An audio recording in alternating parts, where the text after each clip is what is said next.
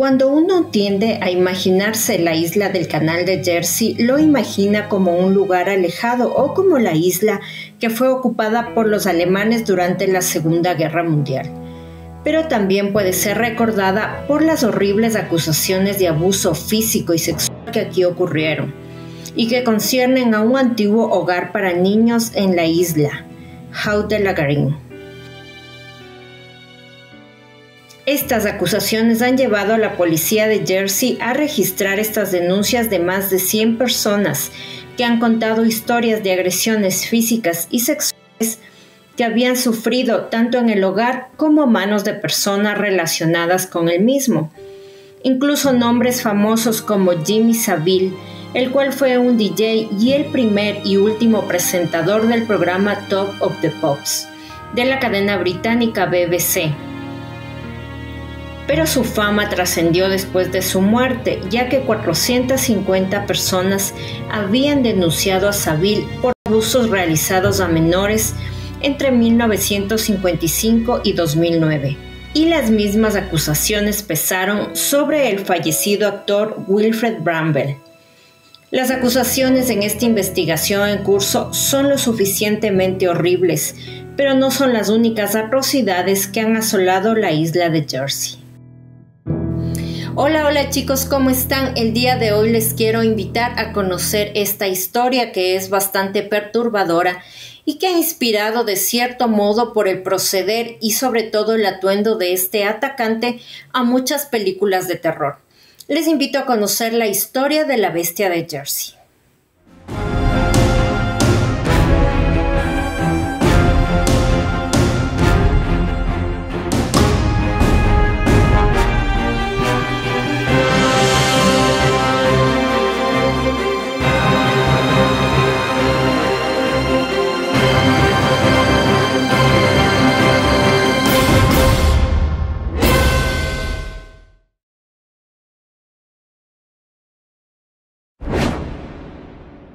El reinado de terror empezó en el año de 1957. Específicamente en el mes de noviembre, una enfermera de 29 años estaba en la zona de Mont-la-Vie esperando un autobús, cuando ella fue atacada por un hombre que tenía cubierta la cara y aparentemente tenía acento irlandés. Esta mujer había sido arrastrada hasta un terreno baldío, donde fue agredida y atacada sexualmente. Sus heridas fueron tan grandes y profundas que necesitó varios puntos de sutura para poder curarse. Al año siguiente, en el mes de marzo, una mujer de 20 años que caminaba desde una parada del autobús hacia su casa en la parroquia Trinity también fue atacada. Esta vez le habían envuelto una soga alrededor del cuello y de la misma manera había sido arrastrada hacia un terreno baldío. Este modus operandi se convertiría posteriormente en la firma de este atacante. Los mismos ataques se repetirían en agosto y octubre del mismo año y de la misma manera. Mujeres envueltas con una soga alrededor del cuello y arrastradas a un terreno baldío donde posteriormente eran agredidas. Estos ataques se repitieron en zonas como San Martín y Groveville, pero nadie tenía información de quién era este atacante. Los detectives notaron varios temas recurrentes a lo largo de cada descripción del atacante dada por cada víctima, y cuando las reunieron, esto los llevó a creer que todos fueron cometidos por una misma persona. Cada víctima estuvo de acuerdo en que el hombre tenía entre 40 y 50 años, medía alrededor de 5 a 6 pies de alto y tenía un acento irlandés. Algunas de las víctimas describieron que el atacante llevaba una cuerda o un cordón alrededor de la cintura y a menudo inmovilizaba a la víctima atando sus manos. Todos ellos describieron al atacante con olor a moho o humedad, junto con el patrón de colocar una cuerda alrededor del cuello de la víctima y utilizar la ubicación de un campo para el asalto. Los detectives sospecharon de un atacante en serie, que sería posteriormente conocido como la bestia de Jersey. Pero en el año de 1960 este perpetrador cambiaría su modus operandi, pues esta vez empezó a ingresar a las casas para poder realizar sus crímenes y también cambió la preferencia por las víctimas que escogía. Los ataques empezaron a aumentar tanto en ferocidad como en frecuencia de los mismos. En las primeras horas del día de San Valentín de 1960, un niño de 12 años que dormía en su casa en la región de Grands Baus fue despertado por un hombre que había trepado por la ventana de su dormitorio. Al niño le colocaron una cuerda alrededor del cuello y lo sacaron para poder luego agredirlo. Luego, al mes siguiente, un hombre que decía ser médico y que se dirigía, según su relato, a recoger a su esposa, le ofreció a una mujer de 25 años que caminaba hacia una parada de autobús en Saint-Brelade que la llevaría en su automóvil. Ella aceptó y durante el viaje lo notó con una gorra, guantes y gabardina, pero no pudo distinguir sus rasgos debido a la obscuridad. Condujo el auto hacia un campo y empezó a controlar a la mujer, golpeándola, amenazándola con matarla y atando sus manos detrás de su cabeza. Luego la llevó a rastras hasta el campo y la violó. Luego la volvió a meter en el coche y se la llevó. Sin embargo, ella había logrado escapar del vehículo y gritaba pidiendo ayuda, pero el atacante logró escapar. En marzo de 1960, una madre de 43 años y una hija de 14 años en una cabaña bastante aislada en la parroquia de San Martín sufrieron una experiencia horrible. La madre se despertó alrededor de las 12:30 am por el teléfono que sonaba en la planta baja. Bajó para contestar, pero cuando levantó el auricular no escuchó nada más que un clic y luego el tono de la marcación. Volvió a la cama, pero una hora más tarde la despertó un sonido en el piso de abajo. Comenzó a bajar las escaleras para investigar, pero cuando llegó al final de la escalera, las luces se apagaron abruptamente y escuchó a alguien en la sala que se estaba moviendo. En la oscuridad se dirigió al teléfono para llamar a la policía, pero las líneas telefónicas ya habían sido cortadas. Luego se enfrentó a la figura de un hombre que la agarró y le exigió dinero. Fue violento con ella y amenazó con matarla, pero dejó a la mujer inmediatamente cuando escuchó que la hija bajaba para investigar qué pasaba. La mujer aprovechó esta oportunidad para huir y dar alarma en una granja cercana, pero al regresar a la cabaña encontró a su hija. Todavía estaba viva, pero había sido horriblemente agredida, con la ya conocida firma del atacante. En abril, una niña de 14 años dormía en su habitación en la parroquia La Roque.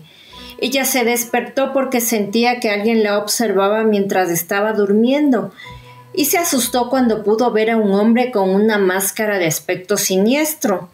Entonces la niña empezó a gritar y este sujeto huyó despavorido de la habitación.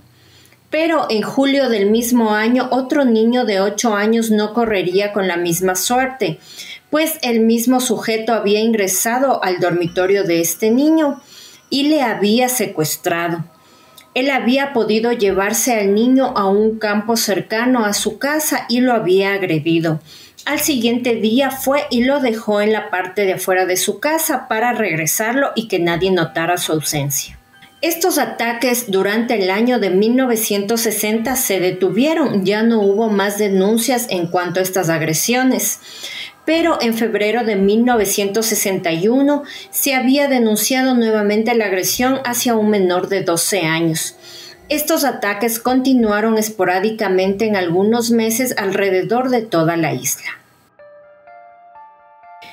De esta manera pasó el tiempo y la bestia de Jersey había estado prófugo durante más de 3 años y las investigaciones de la policía no estaban más cerca de atraparlo. Sintiendo la presión de la prensa y el público asustado, la policía de Jersey pidió ayuda a Scotland Yard. Esta ayuda llegó en forma de un miembro célebre del escuadrón asesino de Scotland Yard, el detective superintendente Jack Mannix. Una de sus primeras acciones fue hacer un llamamiento a todos los isleños para que se convirtieran en detectives, y la prensa recibió un identikit verbal de la bestia. En la misma se lo describía así: la bestia siempre atacaba en la noche, y hasta ese momento solo había atacado los fines de semana a la luz de la luna entre las 10 p.m. y las 3 a.m. Parecía tener un conocimiento profundo de la isla, particularmente de las áreas orientales. Fue descrito como de unos 40 a 45 años, alrededor de 5 a 6 pies de alto, con bigote y de complexión mediana. Por lo general se lo describía con una chaqueta o impermeable que le llegaba hasta los muslos y que desprendía un olor distintivo a moho, una gorra, una visera y guantes. Su rostro siempre estaba cubierto, ya sea con una máscara o un pañuelo, cubriendo la parte inferior del rostro. Llevó una antorcha con él durante los ataques y sus métodos siguieron un patrón distintivo. Sus víctimas fueron seleccionadas cuidadosamente y el método habitual de entrada era una ventana del dormitorio. Una vez dentro, el hombre era rápido y silencioso, y por lo general vendaba los ojos y ataba las manos de la víctima. En cada caso se colocó una cuerda alrededor del cuello de las víctimas, y luego fueron llevadas a un campo cercano donde sufrieron los ataques y luego se les había devuelto a su casa.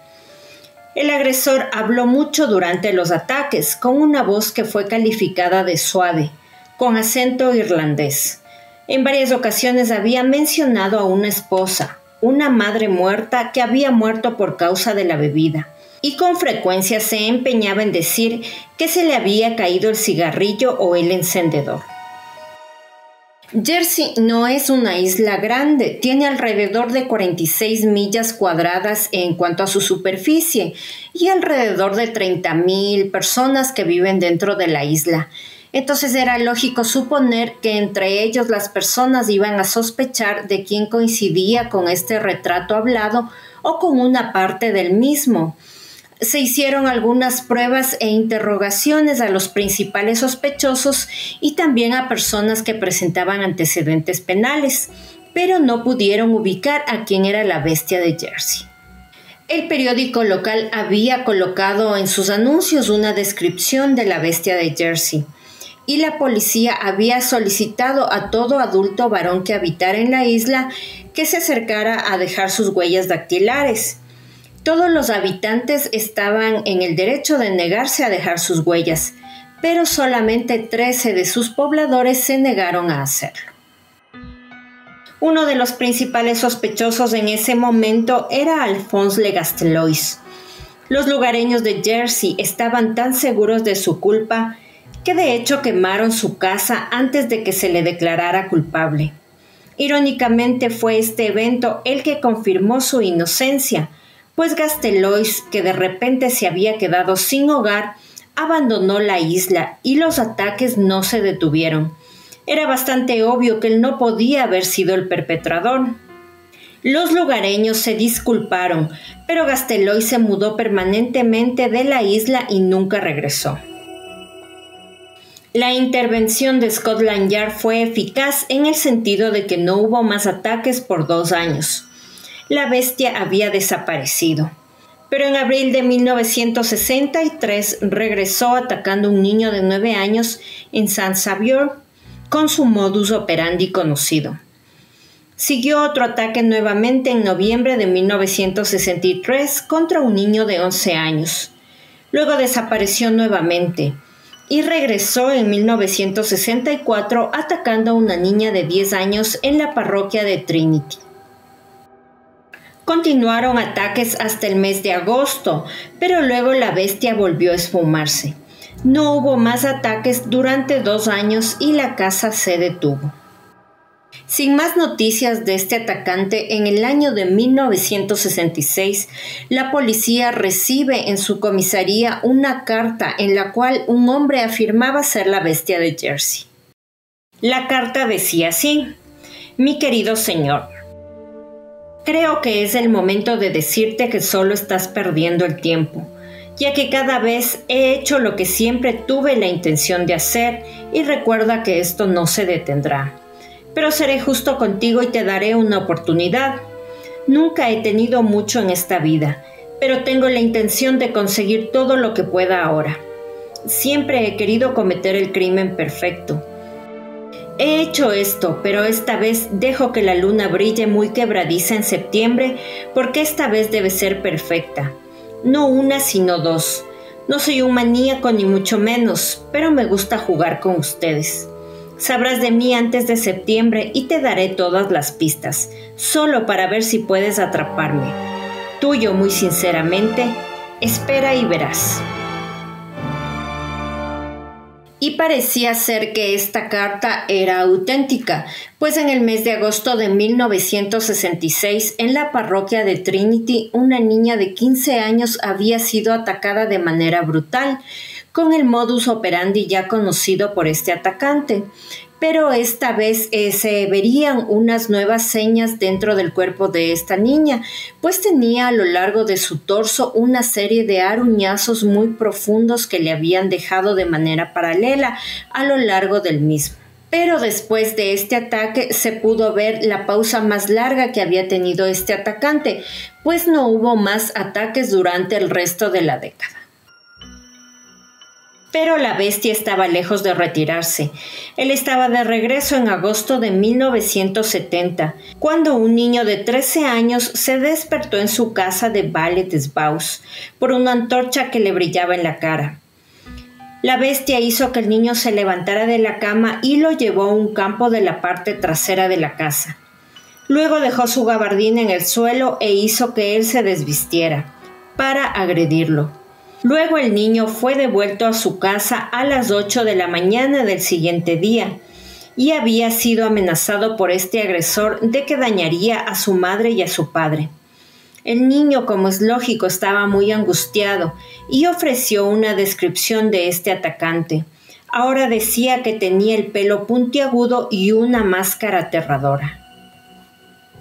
El niño también tenía los mismos rasguños en la cara y el cuerpo que se encontraron en la víctima de 1966. De nuevo se entrevistó a la mayoría de pobladores de la isla. Se había hablado con casi 30,000 personas, pero la bestia no fue capturado. La policía no lo sabía en ese momento, pero a la bestia de Jersey le quedaba menos de un año en libertad.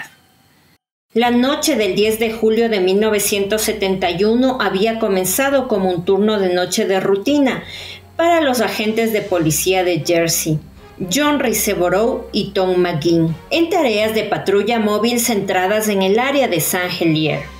A las 11:45 p.m. se habían detenido en algunos semáforos para observar el tráfico y observaron un vehículo a gran velocidad. Este vehículo saltaba todos los semáforos y conducía de manera errática. Los oficiales inmediatamente lo persiguieron por varios kilómetros. Durante la persecución, el automóvil chocó lateralmente con varios vehículos y condujo por el lado equivocado de la carretera. E incluso corrió senderos a alta velocidad en un intento de huir de la policía.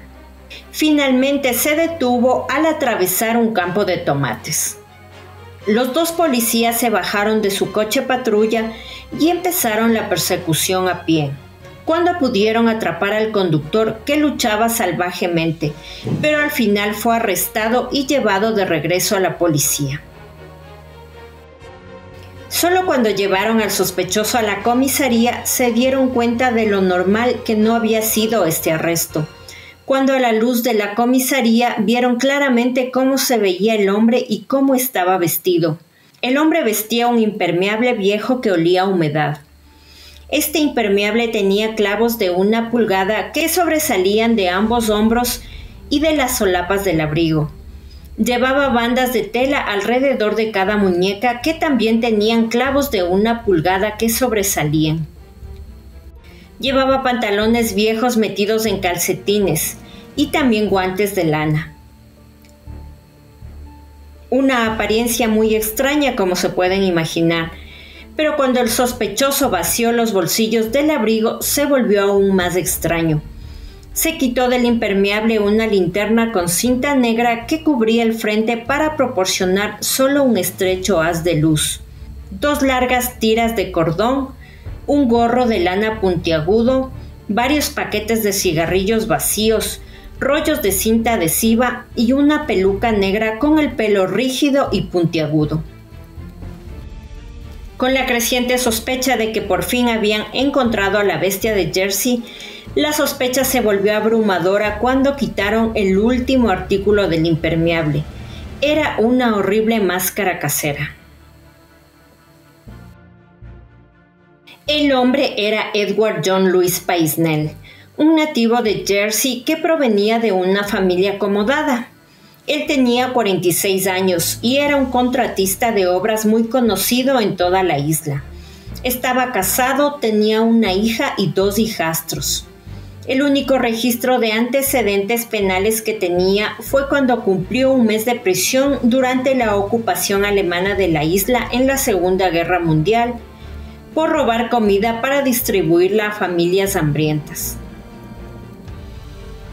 Su esposa Joan había dirigido un hogar de acogida para niños llamado La Preference y conoció a Paisnel cuando éste era un ayudante dentro de este hogar. Los niños lo conocían como tío Ted, que siempre tenía dulces y regalos para ellos. Jugaba con los niños y se disfrazaba de Papá Noel todos los años para repartir regalos a los niños de la casa. Paisnel se había casado con Joan en 1959, pero el matrimonio estuvo marcado por frecuentes discusiones, hasta poco después del nacimiento de la hija de la pareja, cuando vivieron como marido y mujer solamente de nombre. Tras la separación, Paisnel construyó un anexo a la casa donde vivía con su esposa, en la cual constaba una oficina y una gran sala de estar. Él se fue a vivir allí. En general se le consideraba un hombre amable y considerado, que era bueno con los niños, pero nunca había abandonado el espíritu errante que había tenido desde la infancia, manteniendo horarios irregulares y saliendo a menudo a pescar o a pasear por la noche. Sexualmente su esposa lo consideraba normal y en todo caso que tenía un deseo sexual muy bajo, aunque en el momento de su arresto Paisnel tenía al menos una amante. Durante la interrogación, cuando se le preguntó a Paisnel por este extraño atuendo, él empezó a dar varias respuestas muy extrañas. Una de ellas era que él se estaba dirigiendo a una orgía y que por eso estaba vestido así. También dijo que el vehículo en el cual iba era prestado y que lo había tomado prestado de un amigo porque no quería que al llegar a este lugar al cual se dirigía ninguna persona lo identificara. Al preguntarle por estos clavos que tenía alrededor de sus mangas y de su ropa en general, él contestó que era por si acaso alguien quería atacarlo y que supiera artes marciales para él poder defenderse. Respecto a la máscara y la peluca que tenía, él se negó a dar explicaciones, no dijo nada al respecto. Pero esta máscara tenía pedazos de cinta adhesiva que coincidía con zonas de la cara de Paisnel, donde también tenía restos de cinta. Entonces los policías se dieron cuenta que estos artículos ya habían sido utilizados en esa noche. Paisnel luego, al pasar del tiempo, indicaría que se inspiró en el Boogeyman para crear su atuendo. La policía lo había encerrado por la noche y se dispusieron a registrar su casa, ahora tranquilamente convencidos de que tenían a la bestia de Jersey bajo arresto. Lo que encontraron allí los asombró. En el dormitorio de Paisnel se encontró una habitación secreta cerrada con llave que él había construido. Abriéndola inmediatamente les llamó la atención el olor a humedad. En el interior de la habitación colgaban varias prendas de ropa vieja, incluido una chompa azul y una vieja gabardina beige, pelucas y sombreros caseros y cejas postizas. Había una cámara colgada de un gancho y varias fotografías de varias casas. También había varios artículos de parafernalia de magia negra, un altar hecho en casa, una biblioteca considerable sobre los rituales ocultos y de magia negra, y una espada de madera curva muy grande que colgaba de la pared. Ahora no había dudas en la mente de la policía. Habían capturado a la bestia de Jersey. Paisnel finalmente fue acusado de 13 cargos que incluían violación, agresión y sodomía. Su juicio en noviembre de 1971 reveló una obsesión con la magia negra y con uno de los hombres más malvados de la historia, Giles de Rice, y cómo Paisnel se había declarado un descendiente lejano de él. Quizás los crímenes de Paisnel fueron de alguna manera un intento de emular las acciones del propio Giles de Rice, y solo se detuvieron antes del asesinato. Paisnel nunca había explicado qué lo motivó a salir y cometer los ataques terroríficos y salvajes que hizo. De hecho, cuando se le preguntó sobre cualquier cosa, dio respuestas evasivas y balbuceantes, y se puso a hablar de maldiciones, aquelarres y pistas sobre la participación de la magia negra. Simplemente se negó a contestar rotundamente cualquier pregunta de la policía. Bajo ningún concepto cabía la defensa por locura, ya que se pudo determinar que las fotografías que Paisnel tenía en su dormitorio de distintas casas eran los lugares donde él pensaba atacar y que esto había sido planificado inclusive con años de antelación. Esto explicaría de qué modo Paisnel sabía cómo entrar y cómo salir de las casas. También sabía cómo llegar a la habitación en la cual se encontraba su víctima y cómo ingresar sin molestar al resto de ocupantes de las casas. Estas fotografías habían sido guardadas por el propio Paisnel para tenerlas como trofeos de lo que había realizado a sus víctimas. Fingió un acento irlandés mientras cometía ataques, dejó caer paquetes de cigarrillos y dio detalles engañosos al azar sobre sí mismo a sus víctimas. En realidad todo esto eran pistas falsas para desviar a la policía de su rastro. Él en verdad era oriundo de Jersey y no fumaba. Estaba orgulloso de sus crímenes y jactancioso después de haber escrito la carta a la policía, cuya letra fue confirmada por la esposa de Paisnel. La máscara había sido diseñada no solamente para tapar su rostro o disfrazarse, sino también para causar el mayor terror posible en sus víctimas, que como vimos eran niños. Así que si los asustó esta máscara, este era su cometido. Los clavos dentro de su ropa habían sido colocados de manera tal que infligieran dolor o agresión a cualquiera que se le acercara. Inclusive él también había planificado esto para que si era descubierto en el momento de los ataques, él pudiera herir a cualquier persona que lo interrumpiera. Definitivamente malo, pero de ningún modo loco. También se supo posteriormente que Paisnel fue uno de los 13 hombres que se habían negado en dar sus huellas a la policía. El 29 de noviembre de 1971 tomó solo 38 minutos para que se llegara a un veredicto de culpabilidad contra Paisnel en todos los cargos. Ante un jurado impasible, se pudo dictaminar una sentencia de 30 años por sus monstruosos crímenes. Luego se lo llevaron a la prisión de Winchester para comenzar su sentencia. Paisnel apeló la condena y sentencia en septiembre de 1972, pero su apelación no tuvo éxito y fue devuelto a la prisión para culminar con la misma. Él fue liberado en 1991 después de ser un prisionero modelo y regresó a Jersey, aunque brevemente. Sin embargo, el sentimiento local era todavía muy fuerte por parte de los isleños, que recordaban el reinado de terror de Paisnel, y finalmente fue perseguido y trasladado a la isla de Wight, donde murió de un ataque al corazón en 1994.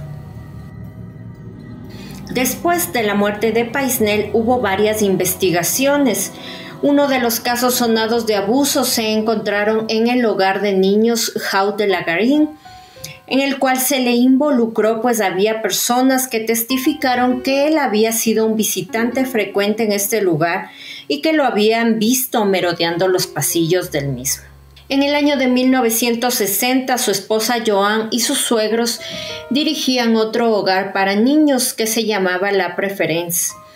En este hogar también se dieron aviso de varios ataques a menores y se le involucró a Paisnel con los mismos también.